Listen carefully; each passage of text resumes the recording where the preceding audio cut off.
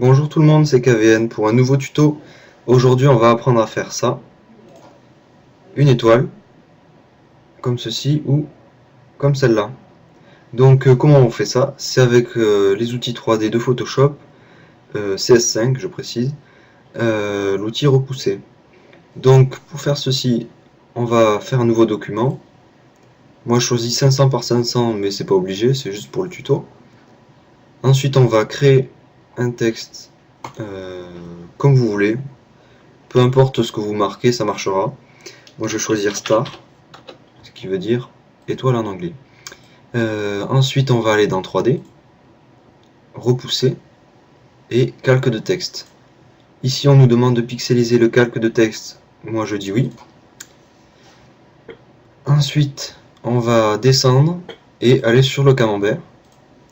Et ici dans torsion, vous allez exactement écrire moins 1595,9. Donc là pour l'instant ce qu'on a obtenu c'est tout en noir. On va aller d'un côté et cliquer sur le damier ici en noir et blanc et cliquer sur OK. Donc là ça ressemble à rien, mais si on prend dans les outils 3D l'outil rotation et qu'on tourne l'objet, vous voyez que ça ressemble directement à une étoile. Donc après pour déplacer, toujours dans les outils 3D comme ça. Ensuite pour créer l'autre étoile, c'est juste la même méthode mais avec d'autres réglages. Donc je vais masquer celle-là. Je recrée un nouveau calque de texte. Ensuite, bon moi je le recentre mais c'est pas obligé. On va aller dans 3D, repousser, calque de texte, on pixelise.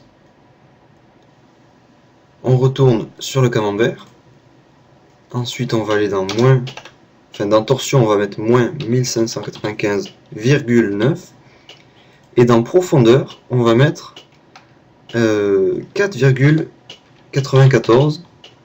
Et dans mise à l'échelle on va choisir 1,12.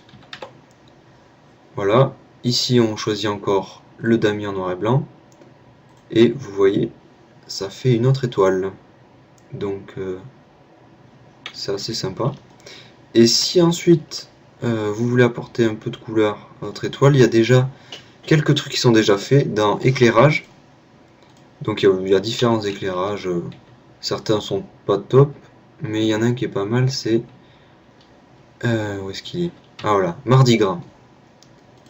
Bon, c'est assez sympa.